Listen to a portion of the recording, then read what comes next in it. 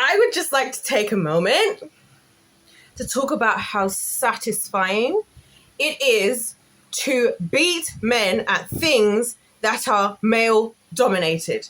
Like, it is so satisfying. And the reason I'm talking about this is because of the same podcast I just mentioned in my last video. Watching this podcast, and Tana was saying in the podcast, right, how she just was at the poker tournament and she came second, and she's talking about how she beat all these guys and like how the guys, you know, they don't like it. And it's actually so satisfying because I know the feeling. When you beat men at things that they were like sure they were going to beat you out, or when you're doing something and they were like being very condescending towards you, like not thinking you could do anything. In fact, fun fact, one of the main things, you know, I've told you guys before that I watched Colleen Ballinger and I figured out that she was a creep. We're not going to get into that today. But one of the reasons I was watching her, one thing I found really fascinating is she was talking about how early in her career, when she used to tour at all these different venues trying to build up her show, how these men who would work at these places just wouldn't take her seriously, obviously, and would think that she was incompetent, didn't know what she was doing, etc., etc.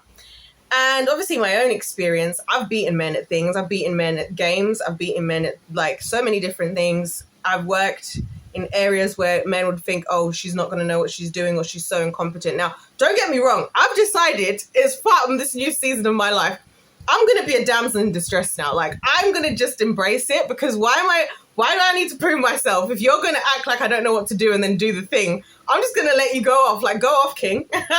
Sorry, by the way, guys, if you can hear noise in the back, it's my fan. I need the fan on, okay?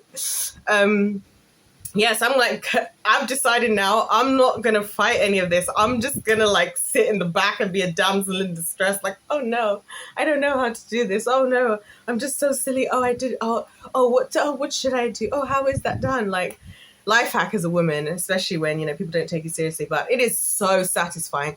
Literally, I've said this story before, one of my closest friends I'm friends with now, who's actually pregnant again. She's pregnant again, which is so beautiful. But anyway, her daughter just turned 1 and she's pregnant again. So anyway, I'm so happy for her. But anyways, how we met, such a good story. So we were, it was at university. She was there. I've told this story before, but obviously the videos are down. We're at university.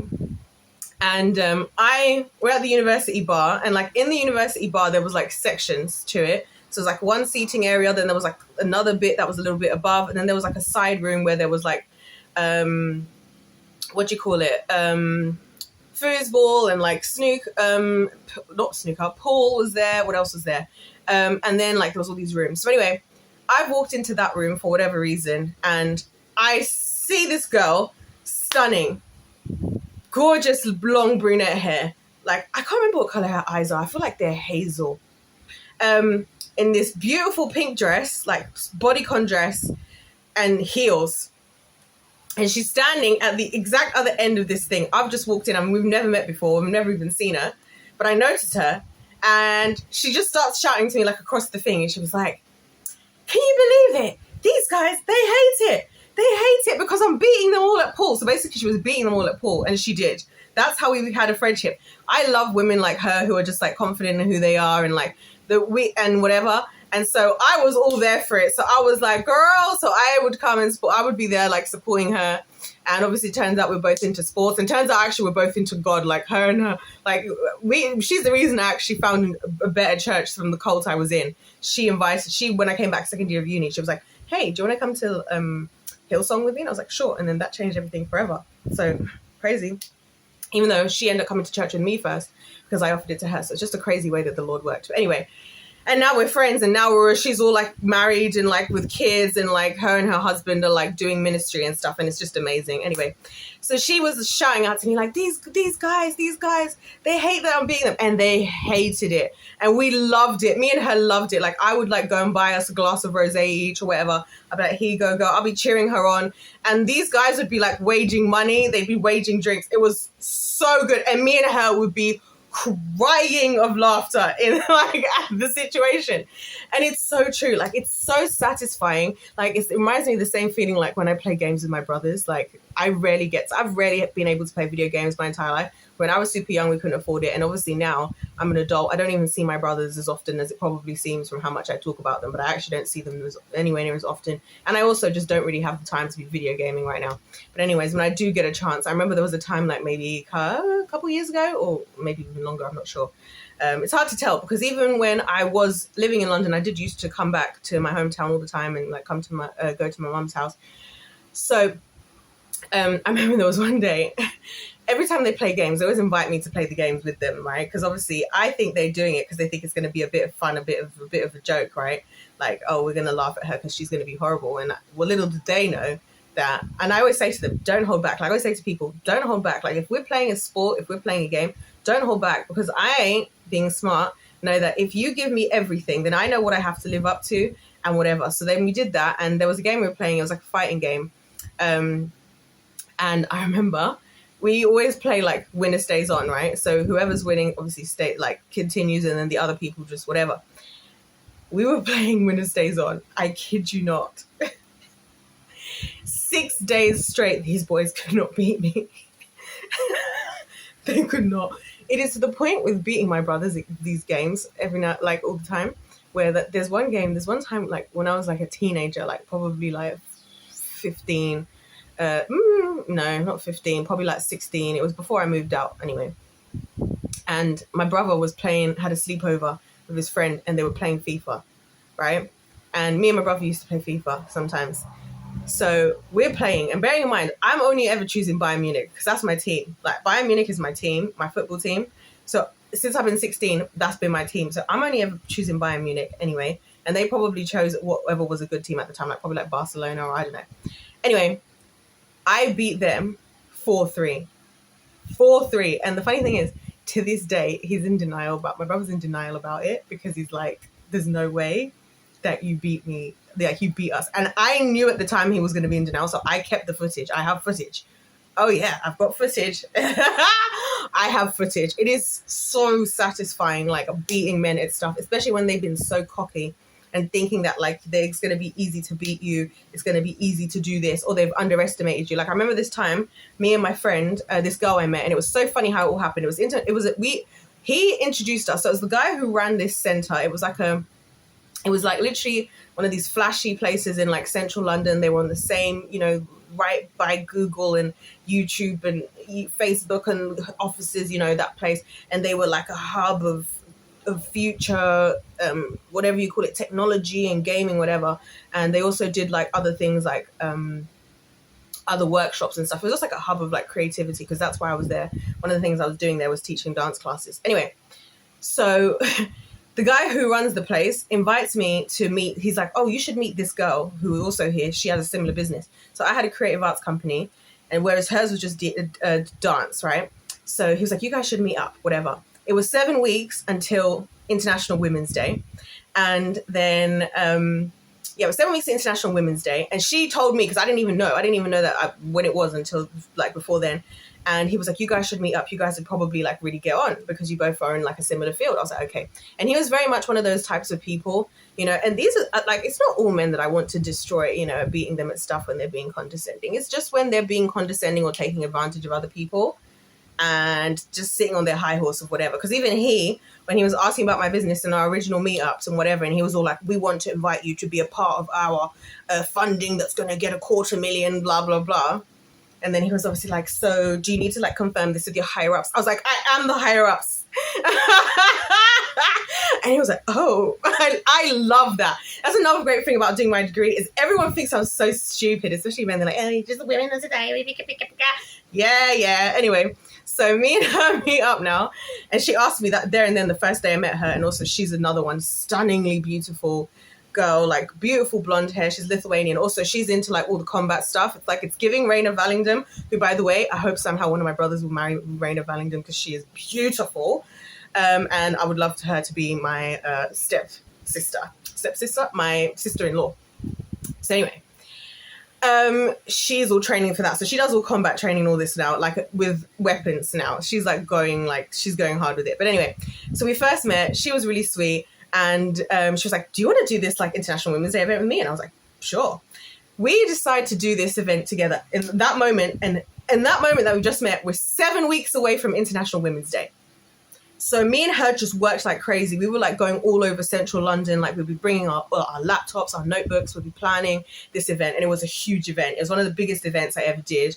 Because basically what we did is we had a whole day event that was split like 2 halves. So there was like the day events and then the evening events. The day events were all the classes and workshops. So I did 2 dance classes. She did 2 dance classes. We then got another 4 women, one of which who specializes in business management, business advice. She's insanely good at like coding and stuff. The other girl, she's a makeup artist, professional makeup artist. The other girl, she does things like yoga and whatever. The other girl does vegan. She has a vegan like baking business. And who am I missing? Am I missing anyone? Am I missing anyone? I'll feel so bad if I'm missing one of them right now. I don't think I'm missing any of them. I think that was all of us. Yeah, that was all of us. So we then came together, and I remember the first meeting we all had, and it was all a bit intense because we're women, because I'm like, oh my gosh, how is this going to go? Because as women, it can be so off when like there's a group of us who like don't know each other well or whatever. But we hit it off. It was amazing. We had the event. So then the day event, we all had workshops and people could come in. The evening event was, we had masterclasses. So I ran a masterclass, time management and planning masterclass. And then the other girl who I was because we decided to go on it 50-50. And when I say we worked so hard, like we made the promo video on the spot. Like we wrote the script and we just recorded it at the location and we just uploaded it, and it was crazy. Like I've never in my life found a woman who would work so hard, like with me, like we would feed into each other, and it was just amazing. That's why we were able to do all of this in 7 weeks, right? So we did all of that, right? And then, so we had all the masterclasses and whatever. We also invited business people that we knew so they could have stalls and sell stuff or promote themselves at the business, which is something I always do. Because like I say to you guys, if like winning is for everybody, if you're around me, you're going to be part of the winning. If you have a business or something and I have an event, come through, have a stall, I'll set you up a table, do what you need to do, like promote yourself. You know what I'm saying? I've always done that at my events, always will do. So, so we've invited all these people. Now, here's the key element of why I'm mentioning this story in the first place, right? This guy, I'll tell you what his name is, James, right? He was one of those people that would try to tell us what we should be doing with this event. Oh yeah, the evening event, we both did a masterclass. We also had 2 not celebrity guests, but like well-known guests. One lady, I can't remember her name for the life of me, it's so annoying, who runs this massive company in London. The other girl is like a celebrity stylist.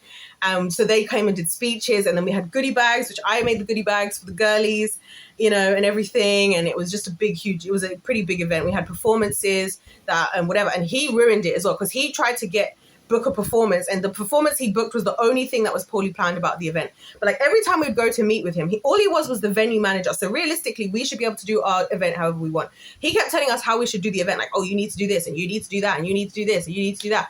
And we just pushed back. We were like, we're not doing that. Like, we know what we're doing and we're not doing that. Like, we're not doing that. We know why we want to do it. And he's like, oh, well, I know I've had this venue for such and such long or whatever.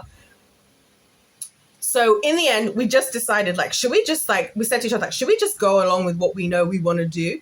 And we were like, yeah. And then we ended up, I think it was because he was one of those, like, likes to connect people up and feel like the guy that knows everybody, but not really truly invested in a lot of these relationships. So what ended up happening is he recommended I went to another lady down the road who was running one of these centers of whatever the heck, I can't remember what it was called. And she was like, hey, do you want to collaborate with us for this International Women's Day event? I was like, yeah. She's like, what we can do is the event will start with us. Then the people will walk, because it was on this one street. Like I said, it's this one street in London where there's like all these places, like all these like big places in central London. And it's actually the same location where a lot of the Sidemen videos are, which is what's crazy, because I'm like, I was literally there working, like, anyway. So they come through. They're like, the people can come through. And then there was another lady that we met who was working at one of these big offices, like with all the, pretentious people. And she was like, so we all collaborated. So we ended up having this poster that had all 3 of our events. Everybody would start at the first event, get to our event, do the stuff, go to the other event. And then part of the thing with our event, and it was the idea of the girl I was working with, was that we had this dance performance of women in these like crazy dresses, like that was in the window that people could watch. It was so cool. Anyways, why am I saying all of this? Because everything we were doing, James was telling us, you shouldn't do it like this. You're wrong. Da, da, da, da, da. I've been doing this forever. Like, this isn't my, like, whatever. We don't really get that many people coming into whatever.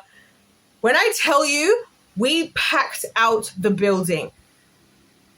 All the staff working there were like, we've never seen this many people here. We packed out the building. Our event went off. People's businesses, like people that we'd involved, gained like business because of us. And then on top of it, here's the kicker.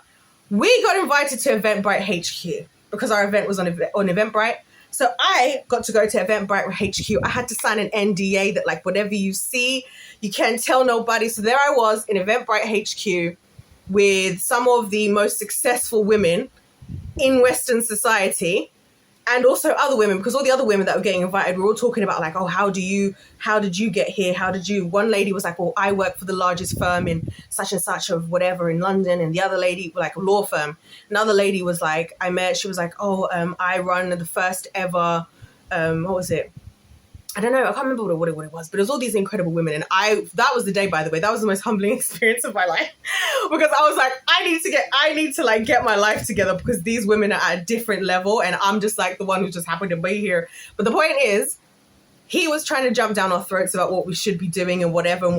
And oh my gosh, the enjoyment of looking at that man after it all after we absolutely killed it. And then he had the audacity, like this is the truth about being a woman as well, right?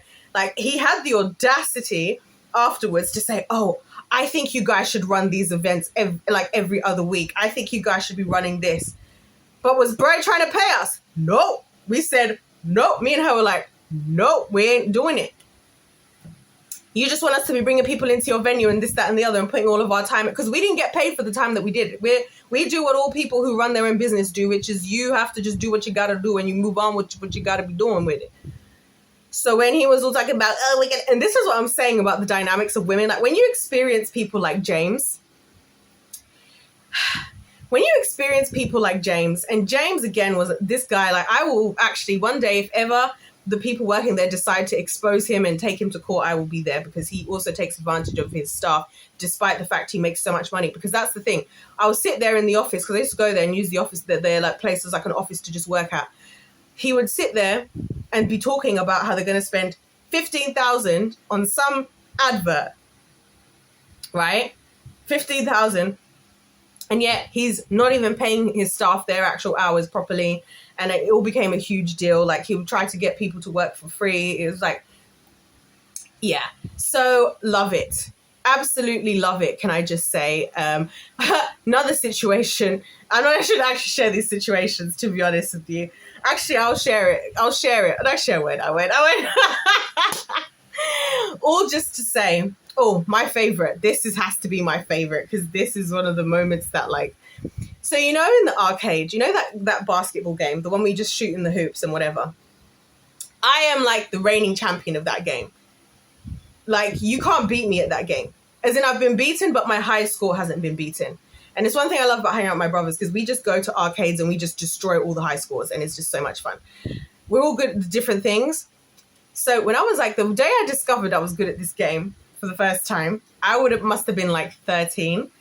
And I was with my brother, my youngest brother. I don't think was born yet. So maybe I was a bit young. I don't know. Was he born? Maybe he was born. I can't remember. He would have been either 1 year old, a 1 year old, or my mum was pregnant. I don't know.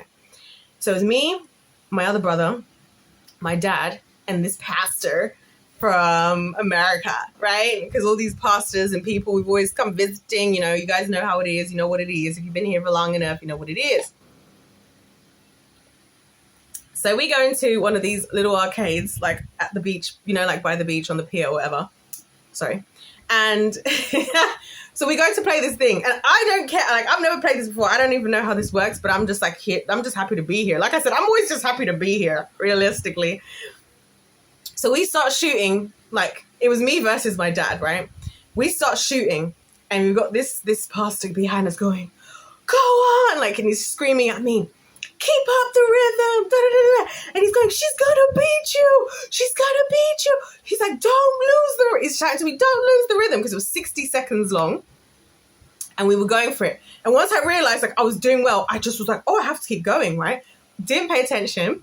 Game comes to an end. 60 seconds. My dad got 60 and no, my dad got 59 and I got 60.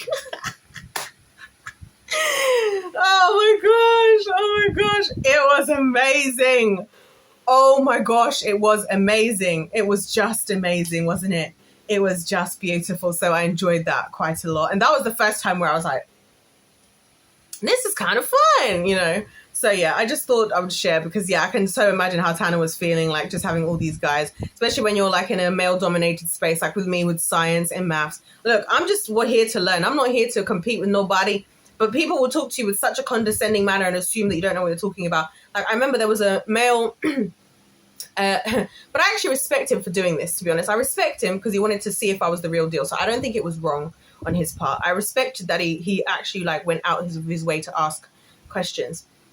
Stuck it on me, a relative of mine, after I was talking about how I did my degree and blah, blah, blah. And they kind of looked at me as if like, you don't seem like the kind of person who could excel in this area. But then I also think they are also just that intelligent that they genuinely were curious to test my intelligence, which I think is fair enough because I'm ready. Listen, I'm ready. Test me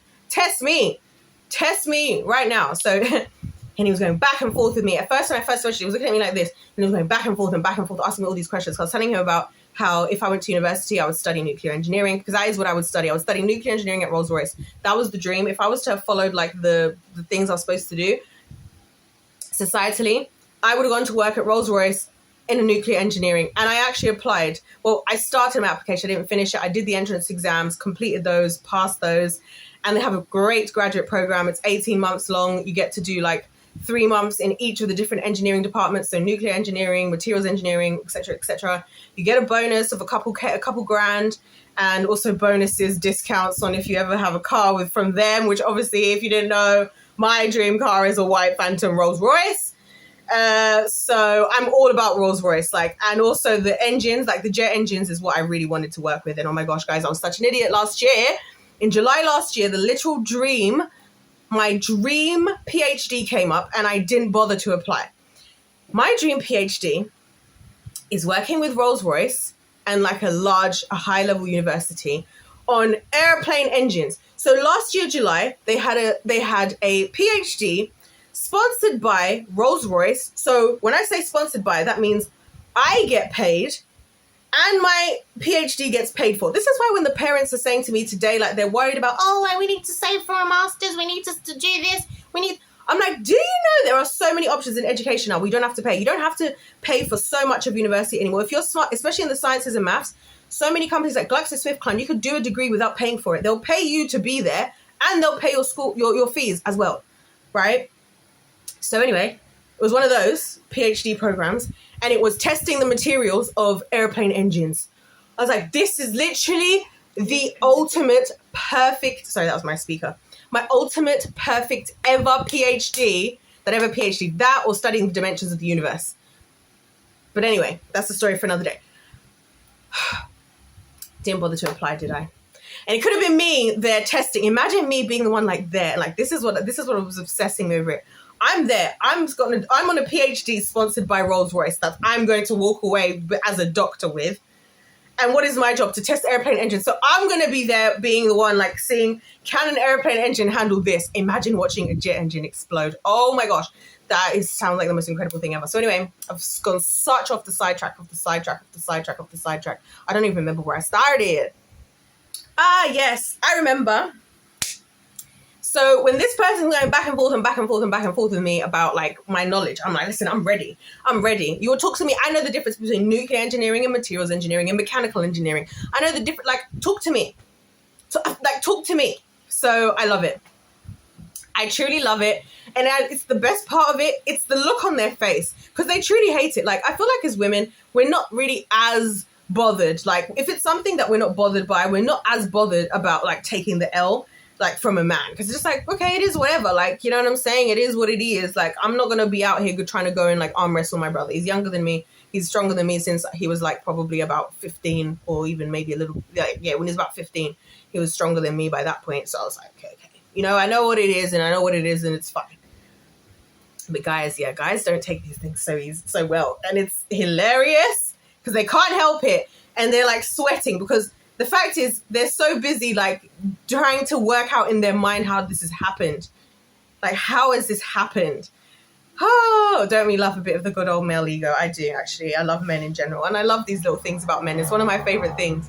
And I love just how we're so different from each other in so many different ways. And I also love how, you know, how seriously these things are taken because, like, oh, the lengths. I won't get into, I don't want to embarrass anybody. I don't want to embarrass anybody, but the lengths I've seen men go to try and prove that they're better than me at something that they're just not. And it's like, sorry, something that they should be better at. And yeah, just thought I would share that little notion because it's just making me laugh so much. When she was talking about doing this poker thing, I was thinking, I wish I could have been there, like when I was there with my friend and we were just there, like, you know, and we're just crying of laughter and these guys are spending money. They're making all these wagers, like, I'll buy you 2 drinks, or whoever next gets it gets to buy everybody drinks, or I'll wage this amount of money. And she was telling me how she would just do it just to make money. Like, she was just, like, we were having this conversation literally a couple months ago because I went to see her. And she was like, yeah, because we were talking about the old times, right, at uni. And she was like, yeah, I used to do it just to make money because it was an easy way for me to just get some extra money. Oh my gosh, it's so funny. Anyways, we love you guys in the male community. We truly do. I truly do anyway. I do believe men are the greatest, the best of all of God's creations. But yeah, it is fun when, you know, men have to realize that actually we might know what we're doing sometimes. But like I said, I'm in my damsel in distress era. You know what I'm saying? So now when I'm not going to try to defend myself for nothing. I'm going to be like, oh my gosh, I'm so wrong. I don't know what I'm doing. What did you say? Oh, I didn't even know. You know, what would I do? What would I do if we didn't have you around? You know, it's good to do that as a woman anyway, because the men, they eat it up. They love it. They love that type of stuff. If life's a game, let's play to win, ladies. Let's play to win.